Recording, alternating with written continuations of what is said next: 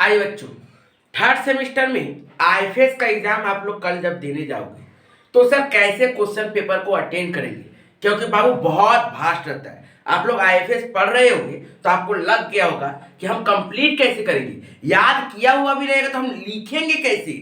10 ठो क्वेश्चन रहेगा पूरा पेपर में 10 क्वेश्चन, कैसे उसको अटेंड करोगे और क्या अपने से बना के लिखोगे तो मार्क्स मिल जाएगा, या फिर जैसे बुक का लैंग्वेज है वो भी लिखना पड़ेगा आपको। मैं डिटेल में आपको बताऊंगा। सबसे इंपॉर्टेंट हो जाता है आईएफएस का पेपर में टाइम मैनेजमेंट। यदि आप टाइम को सही से मैनेज नहीं कर पाए बाबू तो आपका पेपर छूट जाएगा। 90% स्टूडेंट लोग का पेपर छूट जाता है बाबू। 5 मार्क्स का, 10 मार्क्स का, 15 मार्क्स का, 20 मार्क्स का पेपर छूट जाता है। तो ये नहीं होना चाहिए। कल का एग्जाम में ये ना हो, उसके लिए आपको ये वीडियो जरूर देखना पड़ेगा। ध्यान से एक एक बातों को समझना पड़ेगा कि क्या क्या आपको करना है, कैसे क्वेश्चन पेपर को अटेंड करना है, जिससे आपका कल का एग्जाम अच्छा जाए और ये अफसोस ना रहे कि हमको एग्जाम का क्वेश्चन आता था, हमको क्वेश्चन पेपर में ये भी क्वेश्चन आता था लेकिन समय नहीं मिला। ये अफसोस आपको नहीं होना चाहिए। मैं बार बार बोल रहा हूँ, रिक्वेस्ट कर रहा हूँ, ये पूरा वीडियो जरूर देखिएगा, क्योंकि कल का दिन में मैक्सिमम स्टूडेंट के साथ ये होने वाला है। ठीक है बाबू, तो प्लीज ध्यान से पूरा वीडियो को सुनिएगा। सबसे पहले आप लोगों को पता है कि आप लोगों का क्वेश्चन पैटर्न क्या है। सर ग्रुप ए 5 मार्क्स का 4 क्वेश्चन रहेगा, ग्रुप बी 10 मार्क्स का 6 क्वेश्चन रहेगा। ये तो समझ में आ गया सर, मतलब टोटल 10 क्वेश्चन रहेगा। अब सर 10 क्वेश्चन अटेंड कैसे होगा सर? सर बाबू उसके पहले आप लोगों को यह जान के रखना पड़ेगा कि आप लोगों का आईएफएस का एग्जाम 3 घंटा का होगा। 3 आवर्स का आप लोग का एग्जाम होगा और 2 बजे से एग्जाम है, 2 से लेके 5 तक आप लोगों का क्या चलेगी, एग्जाम चलेगी। इसका मतलब 3 घंटे में आपको 10 ठो क्वेश्चन का आंसर लिखना है, जिसमें से 6 रहेगा 10 मार्क्स का और 4 रहेगा 5 मार्क्स का। लेकिन याद रखिएगा मैक्सिमम क्वेश्चन जो 10 मार्क्स में रहेगा वो सिंगल क्वेश्चन नहीं रहेगा, उसमें ए और बी मतलब 2 ब्रेक करके क्वेश्चन दिया रहने का चांसेस ज्यादा रहेगा। मतलब कि आप लोगों को जब आप लोग रिवाइज कर रहे हो, जब आप लोग याद कर रहे हो, तो आप लोग प्लीज 6 से 7 पॉइंट तक याद करिए। 6 से 7 पॉइंट याद करिए, उतना ही एनफ होगा। लेकिन याद रखिएगा आप लोगों का एग्जाम में जो भी क्वेश्चन दिया जा रहा है, जिसके बारे में भी दिया जा रहा है, प्लीज उसका इंट्रोडक्शन लिखिए, तभी आप उसका ऑब्जेक्टिव इंपॉर्टेंट जो पूछ रहा है वो बताइए। बहुत सारे स्टूडेंट क्या करते हैं, जैसे मान लीजिए किसी का ऑब्जेक्टिव पूछा तो डायरेक्ट हेडिंग देना शुरू कर दिया ऑब्जेक्टिव। नहीं बाबू, प्लीज आपके बारे में, जिसके बारे में ऑब्जेक्टिव बोला जा रहा है उसके बारे में 2-4 लाइन लिखिए, ज्यादा मत लिखिए, 2-3 लाइन लिखिए। उसके बाद ऑब्जेक्टिव हेडिंग देखिए, सारा ऑब्जेक्टिव एक एक करके पॉइंट देखिए, अच्छा से डिस्क्राइब करिए, फिर लास्ट में कंक्लूजन दीजिए कि दीज आर द ऑब्जेक्टिव्स। ठीक है ना, जिसके कारण हम लोग को ये करना पड़ता है, ये इंपॉर्टेंस होता है सब में। अब सेबी का फंक्शन क्या है, तो पहले सेबी है कौन ये बताओ, उसके बाद उसका फंक्शन बताओ रिगार्डिंग टू दिस, देन उसका 2 लाइन कंक्लूजन लिखो। ऐसे यदि लिखिएगा तो आईएफएस में आपको पूरा मार्क्स, मैक्सिमम मार्क्स मिलने का चांसेस रहता है। नहीं तो बाबू आईएफएस में बहुत कम मार्क्स मिलता है, आपका मार्क्स कटेगा। अब बहुत सारे स्टूडेंट क्या सोच रहे हैं कि हम अपने से बना लेंगे, कॉन्सेप्ट समझ लेते हैं, हम अपने से बना लेंगे। बाबू तब आईएफएस में आपको समझने का क्या है, बनाने तब तो देखोगे सब कुछ में तो एक ही चीज बोला जा रहा है, सब जगह तो एक ही चीज बोला जा रहा है, थोड़ा बहुत चेंज करने से सब जगह तो एक ही चीज है। इसका मतलब सब जगह एक ही चीज लिख दोगे, पेपर में पूरा एक ही चीज भर दोगे तो क्या आपको मार्क्स मिल जाएगा? ये बाबू 10-12 बोर्ड नहीं है, आप लोग बोर्ड एग्जाम नहीं दे रहे हो, आप लोग under graduate under Calcutta university के अंदर में एग्जाम दे रहे हो और सीयू ऐसे पेपर चेक नहीं करती है। याद रखिएगा आप लोग पहला नॉन एमसीक्यू पेपर देने जा रहे हो, थ्योरी, वो भी पूरा 80 मार्क्स का। इसके पहले आपने बिजनेस कम्युनिकेशन का दिया था लेकिन वो उतना भास्ट नहीं था। आप लोगों का सेमेस्टर, आप लोग अभी तक का कॉलेज लाइफ में सबसे पहला एग्जाम आप लोग देने जा रहे हैं, non MCQ paper fully theory. तो आप लोगों के लिए ये बहुत इंपॉर्टेंट हो जाता है कि कैसे हमको क्वेश्चन लिखना है और कैसे मार्क्स मिलेगा।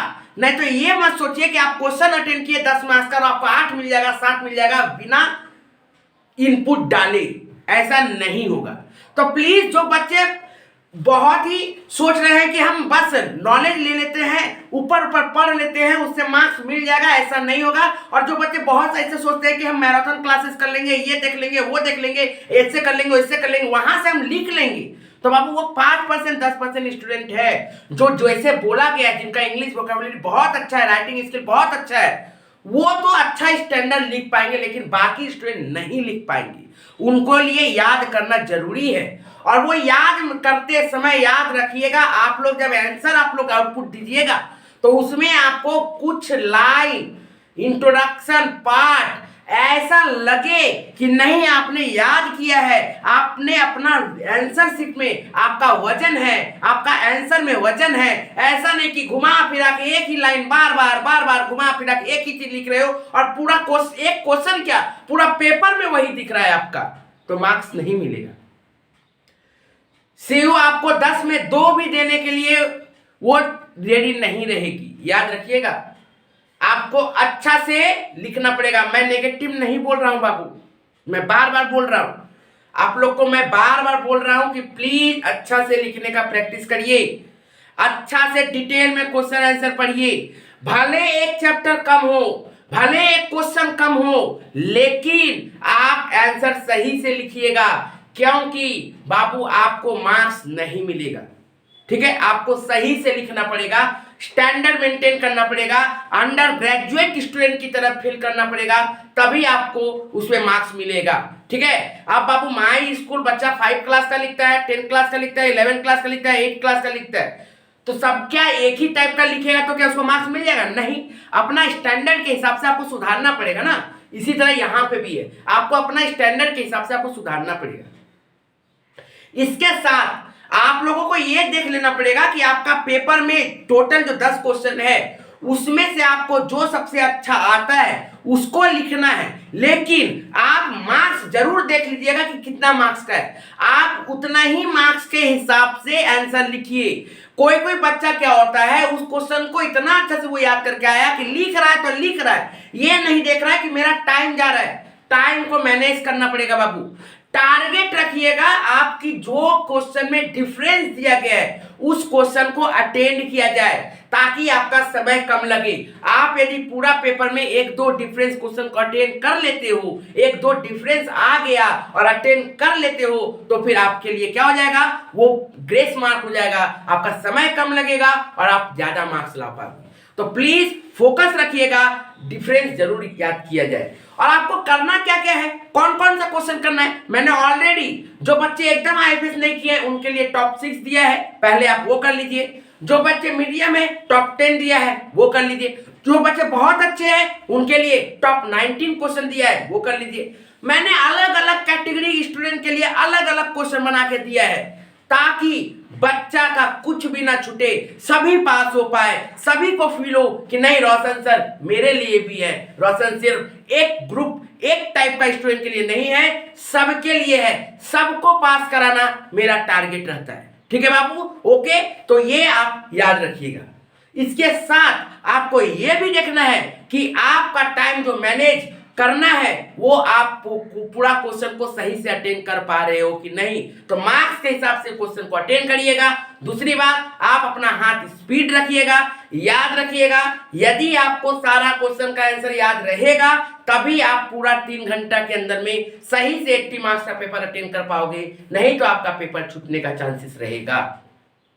तो प्लीज, तो जब ऐसा बात है तो पहले आप करिए क्या कि हम टॉप 10 टॉप 6 क्वेश्चन अच्छा से पढ़ लेते हैं, पहले ये सब क्वेश्चन अच्छा से रट लेते हैं, क्योंकि ये सब क्वेश्चन हाईली चांसेस है एग्जाम में आने का। तो पहले ये सब क्वेश्चन कर लेते हैं, और ये सब क्वेश्चन आपको मिलेगा डिस्क्रिप्शन बॉक्स में, लिंक दिया हुआ है, आप जाके देख लीजिए।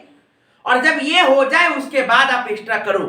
आप लोगों ने आईटी का एग्जाम दिया है, बहुत सारे बच्चे 5th सेमेस्टर का एग्जाम दिए होंगे, उनको एहसास होगा कि सर जो बोल रहे हैं सही बोल रहे हैं और एग्जाम में ऐसा होता है।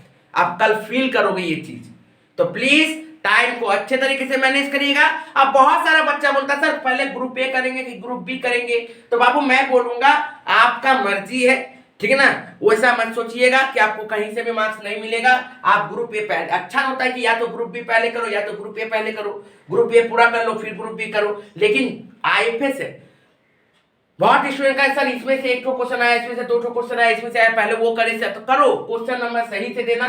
लेकिन ऐसा मत करना कि क्वेश्चन नंबर 2 के अंदर में, मान लो क्वेश्चन नंबर 5 के अंदर में ए और बी क्वेश्चन है, तो क्वेश्चन नंबर 5 का आंसर का ए अभी लिखे हो और फिर 2-3 क्वेश्चन रुकाने के बाद क्वेश्चन नंबर 5 का बी बाद में लिख रहे हो। ऐसा मत करिए, ऐसा देखने में अच्छा नहीं लगता।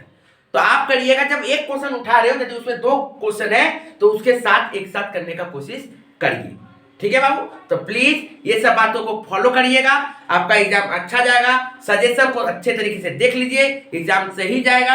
अब प्लीज टाइम मैनेज जरूर करिएगा बाबू, मैं बार बार बोल रहा हूं, टाइम मैनेज अच्छा से करिएगा, नहीं तो याद किया हुआ क्वेश्चन भी आप लोग लिख नहीं पाओगे। बहुत अफसोस होता है बाबू, आईएफएस में बहुत अफसोस होता है। तो प्लीज ऐसा मत करिएगा, टाइम को मेंटेन करिएगा और अपना राइटिंग स्किल पे ध्यान दीजिएगा। राइटिंग स्किल मस्ट है, आप अपने से बनाओ, लेकिन आपको बहुत सारा वर्ड, लाइन, सेंटेंस, एक बुकिश, एक स्टैंडर्ड मेंटेन करना पड़ेगा, तभी आप अपने से बना के लिख सकते हो, नहीं तो फिर आपका बनाया हुआ पे आंसर नहीं मिलेगा। ठीक है ना? ओके बाबू, ऐसा नहीं है कि कुछ भी लिख देंगे नंबर मिल जाएगा, ऐसा चांसेस नहीं रहता है सीयू के अंदर में। ठीक है सर, उम्मीद करते समझ में आया होगा, हेल्पफुल हुआ होगा। प्लीज अपने दोस्तों को जरूर शेयर कर दीजिएगा। Thank you.